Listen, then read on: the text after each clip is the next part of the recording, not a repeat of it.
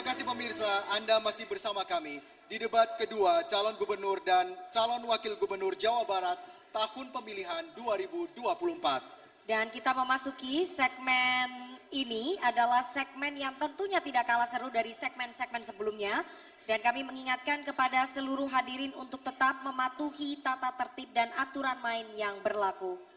Hadirin dan juga pemirsa, jika di segmen sebelumnya pertanyaan dibuat oleh tim panelis, namun untuk segmen 4 dan 5 maksud saya, pertanyaan boleh diajukan oleh calon gubernur maupun calon wakil gubernur.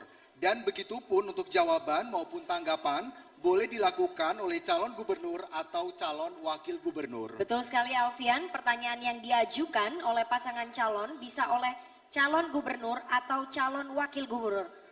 Dan bisa ditanggapi atau dijawab oleh pasangan calon gubernur maupun calon wakil gubernur yang dituju. Jawaban pertanyaan akan ditanggapi oleh calon gubernur dan calon wakil gubernur penanya. Selanjutnya akan direspon kembali oleh calon gubernur dan calon wakil gubernur yang menjawab. Jadi mohon diingat bahwa untuk para calon gubernur dan para calon wakil gubernur untuk melakukan tanya jawab sesuai dengan tema debat, yaitu budaya inovatif untuk Jawa Barat yang gemah, ripah, repeh, rapih. Kami ingatkan kepada seluruh pasangan calon untuk tidak menggunakan singkatan atau istilah asing dan sejenisnya dalam mengajukan pertanyaan. Jika menggunakan agar dapat menjelaskan terlebih dahulu. Kesempatan pertama kami berikan kepada pasangan calon nomor urut 1 Bapak Acep Adang Ruhiat dan Ibu Gitalis Dwi Natarina untuk bertanya kepada pasangan calon nomor urut 2 Bapak JJ Wiradinata dan Bapak Ronald Surapraja. Dan sebelumnya izinkan kami mengundang kembali Ibu Lita Wardani untuk mengambil bola subtema dan kemudian memperlihatkan ke kamera hadirin dan juga moderator.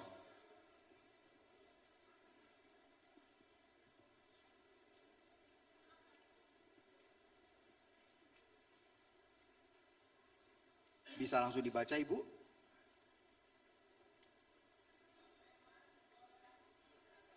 Subtemanya adalah toleransi beragama. Dan kepada paslon nomor urut 1, silahkan bertanya kepada paslon nomor urut 2, waktu Anda 45 detik dimulai saat Anda berbicara. Iya. Survei Indeks Kerukunan Umat Beragama tahun 2003 menunjukkan skor 79 untuk Jawa Barat. Lebih tinggi dari rata-rata nasional yang sebesar 76. Tapi faktanya masih ada tindakan-tindakan yang menodai kerukunan umat beragama. Apa strategi Anda untuk meningkatkan skor KUB Jawa Barat? Cukup? Kami persilakan paslon nomor 2 untuk menjawab. Waktu Anda 1 menit dimulai saat Anda berbicara. Hadirin sekalian, langkah-langkah normatif, penguatan kelembagaan, itu sudah kita lakukan seluruhnya. Tapi hari ini faktanya Jawa Barat seperti ini hadirin sekalian. Maka tentu harus ada langkah-langkah yang luar biasa. Intinya bukan pada penegakan hukum. Intinya bukan pada regulasi yang ada, tapi intinya adalah membangun kesadaran untuk menghormati, menghargai satu sama lain. Terjadinya intoleransi karena faktor-faktor kecurigaan. Agama satu seolah-olah akan melakukan upaya intervensi terhadap agama yang lain di Indonesia ini sekarang. Oleh karena itu kesempatan yang berbahagia ini tentu duduk bersama, membangun kebersamaan adalah hal yang luar biasa. Kebersamaan mesra di tingkat paling bawah, pelita di tingkat paling bawah adalah sesuatu yang paling mendasar dalam rangka penanganan. Baik, terima kasih. Waktu Anda sudah habis. Selanjutnya kami minta kepada paslon nomor urut 1 untuk memberikan tanggapan dari jawaban dari paslon nomor urut 2. Waktu Anda 45 detik. Silakan. Dalam toleransi beragama, kita mengenal dalam konteks beragama, dalam agama Islam kita mengetahui ada yang disebut adalah ukhuwah, adalah persaudaraan. dalam konteks persaudaraan kita mengenal ada ukhuwah Islamiyah, ukhuwah watoniyah, dan ukhuwah insaniyah. Ditambah dengan ada yang disebut ukhuwah ijtimaiyah.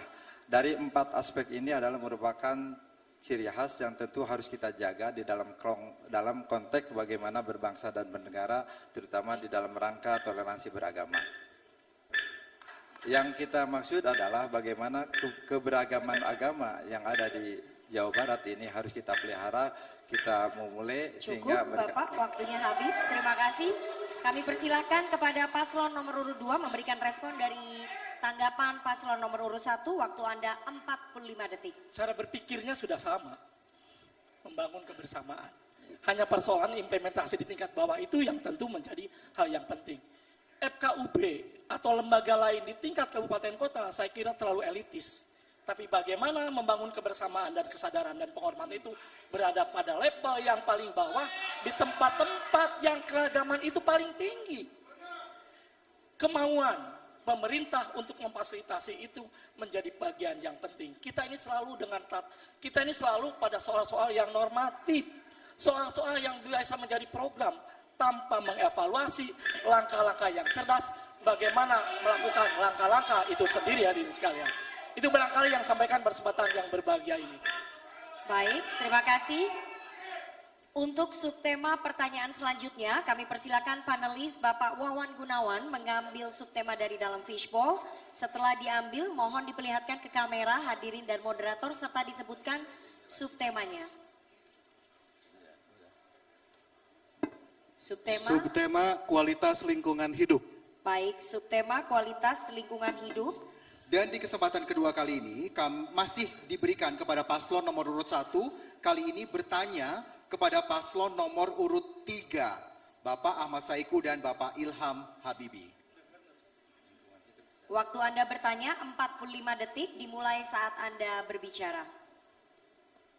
Pertanyaannya adalah, tingkat pencemaran Sungai Citarum masih tinggi dengan konsentrasi BOD, biochemical oxygen demand, mencapai 50 mg per liter, melebihi baku mutu yang ditetapkan. Apa langkah konkret yang diambil untuk menurunkan tingkat pencemaran Sungai Citarum? Mengingat pentingnya sungai ini bagi masyarakat dan ekonomi daerah. Masih ada waktu, ingin sudah. ditambahkan?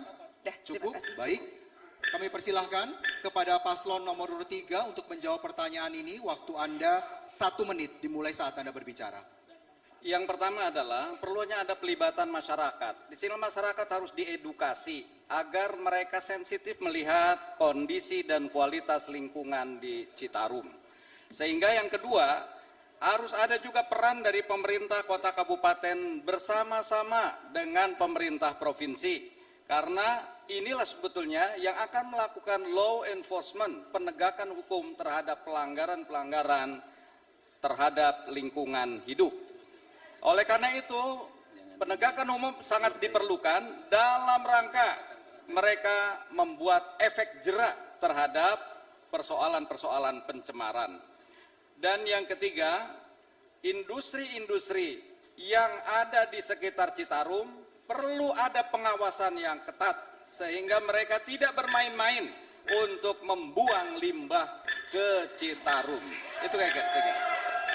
Baik, cukup. Terima kasih. Kami persilakan pasangan calon nomor urut 1 untuk menanggapi jawaban dari pasangan calon nomor urut 3. Waktu Anda 45 detik.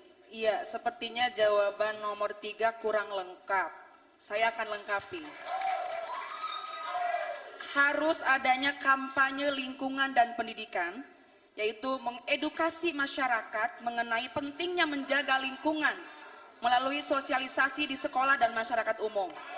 Yang berikutnya ada optimalisasi program Citarum Harum, program nasional yang bekerja sama dengan pemerintah pusat untuk membersihkan dan merehabilitasi Sungai Citarum melalui patroli, edukasi, dan penegakan hukum. Berikutnya adalah pengelolaan limbah dan sampah industri, yaitu meningkatkan pengawasan dan pemberlakuan sanksi. Baik, waktu Anda sudah habis. Selanjutnya Kami mohon kepada paslon nomor urut 3 untuk merespon tanggapan dari paslon nomor urut 1. Waktu Anda 45 detik. Saya kira tadi sudah disebutkan perlunya edukasi terhadap masyarakat, termasuk di dalamnya adalah dunia pendidikan. Dan tadi yang disebutkan juga perlunya Citarum Harum, itulah tadi kolaborasi, koordinasi yang dilakukan oleh pemerintah kota, kabupaten, provinsi, dan pusat.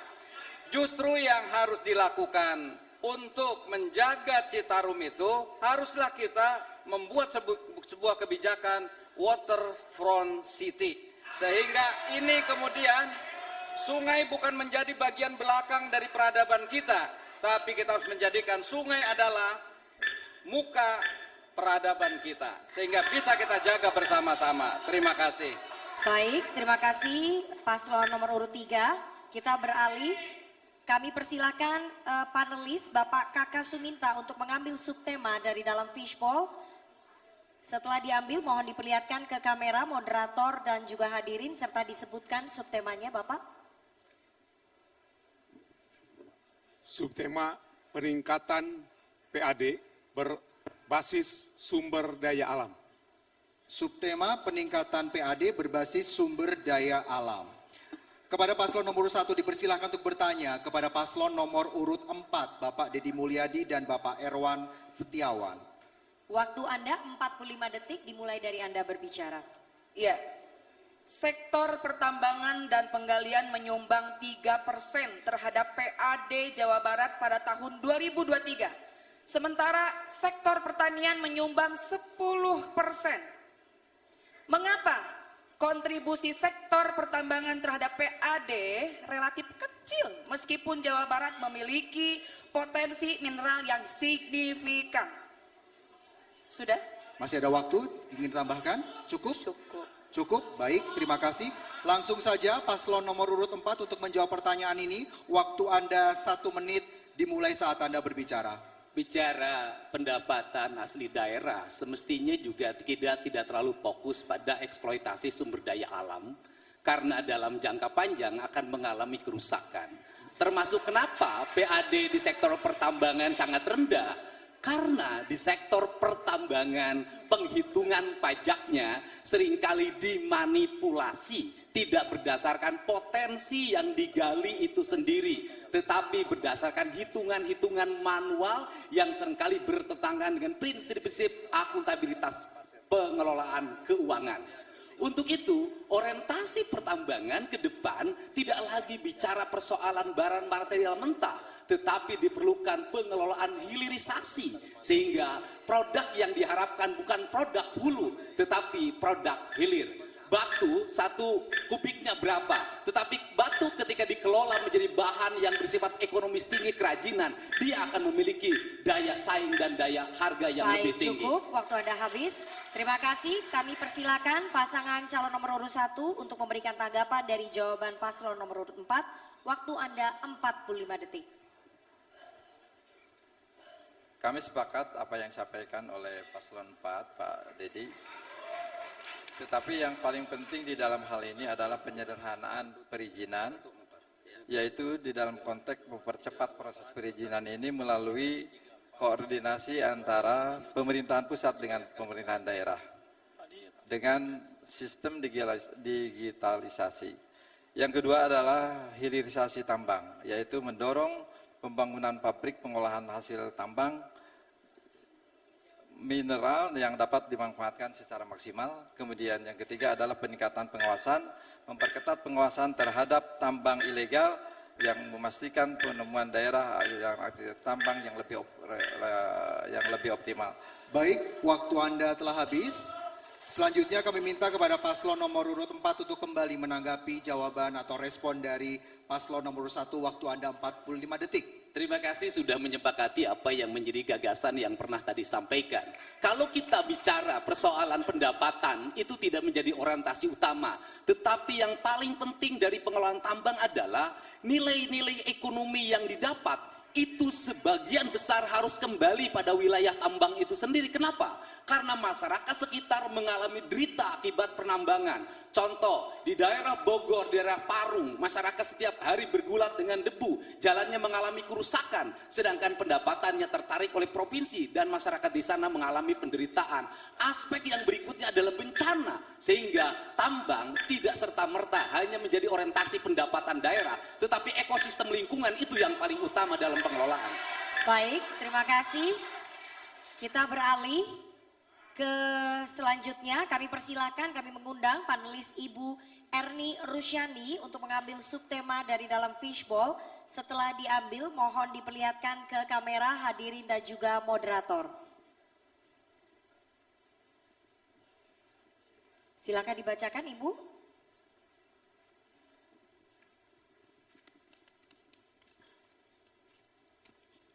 Subtema pariwisata. Subtemanya adalah pariwisata. Kepada paslon nomor urut 2, dipersilahkan untuk bertanya kepada paslon nomor urut 1, Bapak Acep Adang Ruhyat dan Ibu Gitalis Dwina Tarina.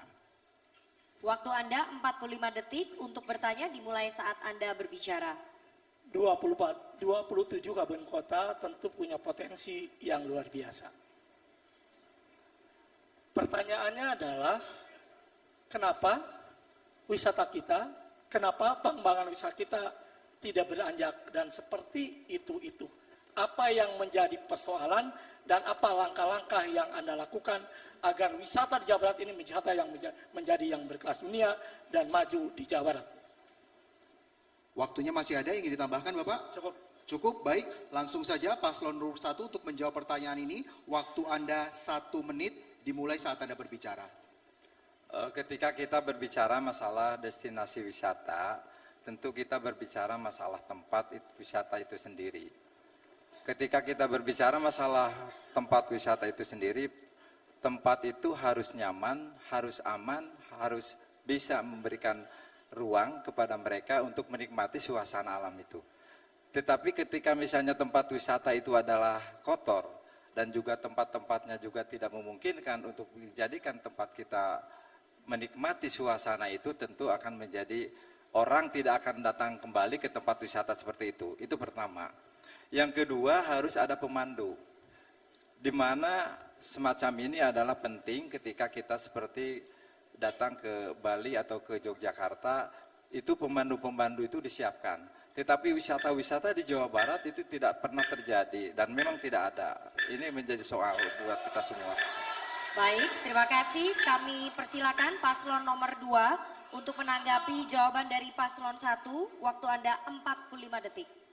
Pengalaman yang saya bangun dengan membangun wisata, hari ini laju pertumbuhan ekonomi wisata di Pangandaran adalah tertinggi laju pertumbuhan di Jawa Barat sekali. Pengangguran kami paling kecil se-Jawa Barat dan kesenjangan kami paling kecil di Jawa Barat. Tentu membangun dunia pariwisata tentu harus menjadi bagian dalam rangka konsep pembangunan di Jawa Barat. Mana daerah yang akan kita kembangkan, kita petakan untuk dibangun pariwisatanya dengan serius. Kuncinya pada kepemimpinan, pada leadership, kemauan itu sendiri daripada itu. Tanpa itu saya kira akan seperti inilah pariwisata di Jawa Barat tadi sekalian. Baik, terima kasih. Selanjutnya kami minta kepada paslon nomor 1 untuk memberikan respon dari tanggapan paslon nomor urut 2. Waktu Anda 45 detik. Silakan. Saya betul memahami apa yang dilakukan oleh Pak JJ karena beliau adalah sebagai pelaku utama di dalam kegiatan pengembangan wisata di Jawa. Tetapi sekali lagi adalah tetap bahwa tempat wisata harus memberikan keamanan, kenyamanan bagi para domestik maupun mancanegara yang datang ke tempat seperti itu. Karena kami tahu bahwa tempat-tempat wisata itu tidak sama. Ada beberapa tempat wisata yang memang betul-betul terurus dengan baik, ada tempat-tempat wisata yang memang dibiarkan oleh pemerintahan. Karena pemerintahan yang ada tidak memiliki dana untuk mencukupi kebutuhan yang diperlukan dalam mengelola wisata tersebut. Baik, terima kasih. Untuk subtema selanjutnya kami mengundang panelis Bapak Gugun Gesan Akbar untuk mengambil undian subtema dari dalam fishbowl dan mohon diperlihatkan ke kamera moderator serta hadirin dan dibacakan Bapak.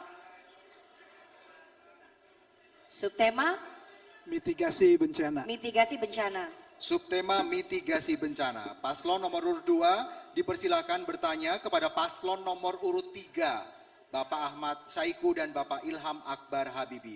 Waktu Anda 45 detik untuk bertanya, dimulai saat Anda berbicara.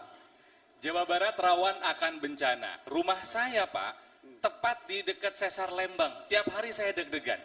Beneran deh, ya. Pak JJ Pangandaran juga deg-degan kadang takut akan tsunami. Gitu kan ya? 2006 ya, Pak ya.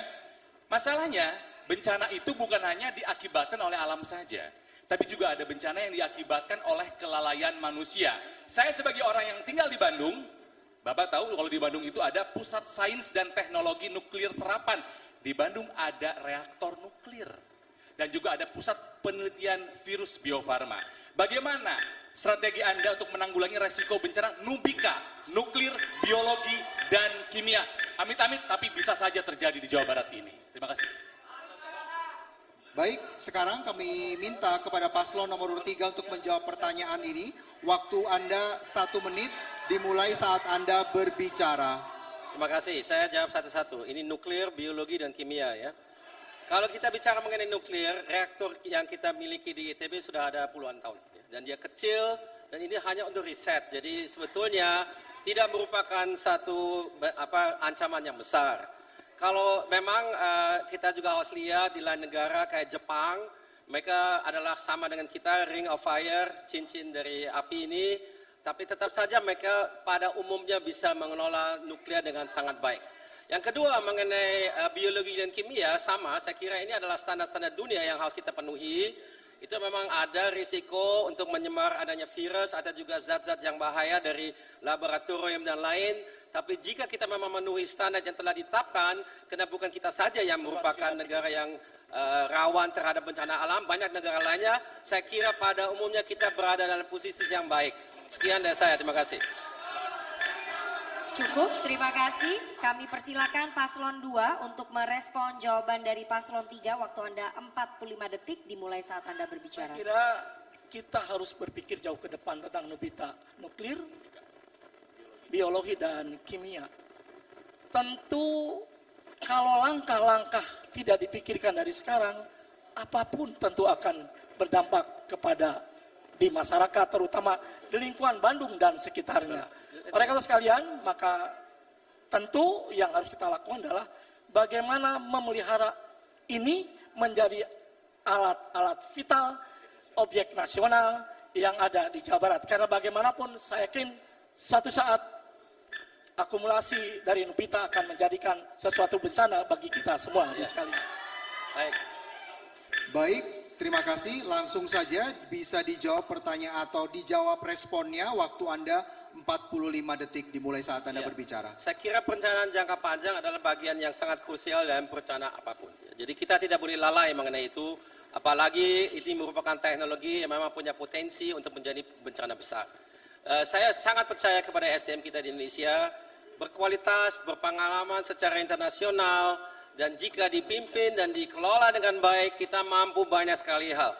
Jadi jangan kita ragu dengan orang kita punya orang yang, tapi yang harus kita perhatikan adalah disiplin. Disiplin itulah yang saya kira kelemahan kita, disiplin juga dalam hal merawat dan sebagainya, di situ harus kita lihat.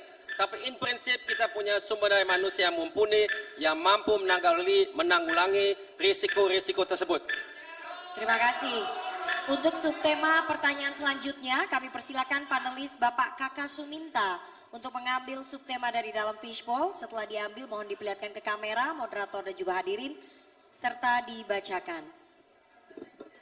Subtema industri budaya. Subtema industri budaya. Kini giliran paslon nomor urut 2, masih paslon nomor urut 2, dipersilakan bertanya kepada paslon nomor urut 4.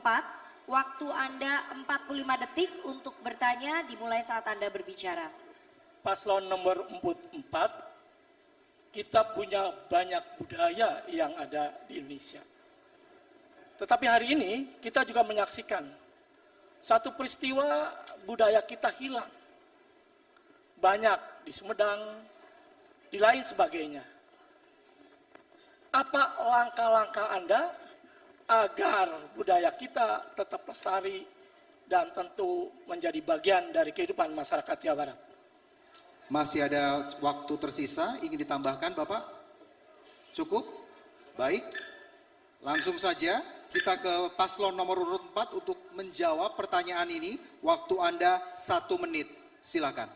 Kalau bicara tentang industri budaya, pasti ada dua daerah yang memiliki kekuatan produktivitas industri budaya. Yang pertama Bali, yang kedua Jogja. Kenapa mereka unggul? Karena apa? Karena budaya adalah perilaku hidup mereka dalam setiap hari. Apa yang menjadi problem di Jawa Barat? Hilangnya nilai-nilai kebudayaan yang turun-temurun tergantikan dengan kebudayaan kekinian. Karena mereka tidak pede menjadi orang Sunda, tidak pede menjadi orang Cirebon, tidak pede menjadi orang Betawi. Untuk itu apa yang harus dilakukan? Ada 4 kualifikasi yang harus dibangun. Pertama, orang tua mengajarkan pada anaknya bahasa ibunya. Yang kedua, orang tua mengajarkan pada anaknya berpakaian tradisi. Yang ketiga, orang tua mengajarkan kepada anaknya bagaimana makan makanan tradisi. Yang keempat, orang tua mengajarkan anaknya pada setiap hari lingkungan tradisi. Setelah itu dia akan terlahir komunitas tradisi yang memiliki karakter dan pada akhirnya akan tumbuh menjadi industri kebudayaan itu sendiri. Terima kasih. Kami persilakan paslon 2 untuk menanggapi jawaban dari paslon 4. Waktu Anda 45 detik dimulai saat Anda berbicara. Budaya atau produk-produk budaya yang mati itu karena mereka tidak menyesuaikan dengan kondisi zaman. Wayang golek, kalau tidak ada Giri Harja, Asep Sunandar, mungkin juga akan punah. Tapi Pak Asep Sunandar melakukan inovasi dan kreativitas sehingga wayang golek diminati dan menjadi berkelas di sekalian. Jadi intinya adalah bagaimana budaya ini sesuai dengan tuntutan zaman menjadi bagian dari dinamika kehidupan peradaban yang ada di Indonesia. Tanpa itu saya kira kita hanya omong kosong hadirin sekalian. Baik, terima kasih. Langsung saja paslon nomor urut 4 untuk memberikan respon. Waktu Anda 45 detik dimulai saat Anda berbicara. Apa yang dilakukan oleh Mbak Asif adalah inovasi. Inovasi itu akan terbentuk dalam sebuah karakter lingkungan. Tidak ada inovasi kalau karakter lingkungannya tidak terbangun. Untuk itu, pendidikan di sekolah harus mulai mengarahkan pada pendidikan berkarakter kebudayaan. Sebagai contoh misalnya, bahwa industri makanan di kita itu berkembang. Dari sama lahirlah berbagai rumah makan yang melahirkan multidimensi ekonomi. Pertanyaannya adalah, adakah kurikulum di sekolah yang mengajarkan anak-anak membuat sambal?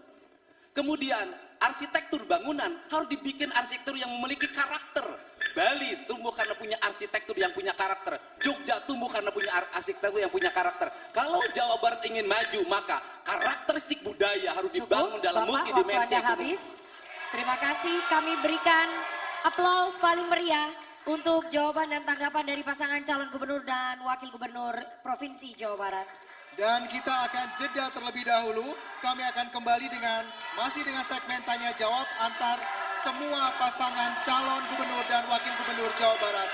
Pemirsa jangan kemana-mana, tetap bersama kami di debat kedua calon gubernur dan calon wakil gubernur Jawa Barat pemilihan tahun 2020.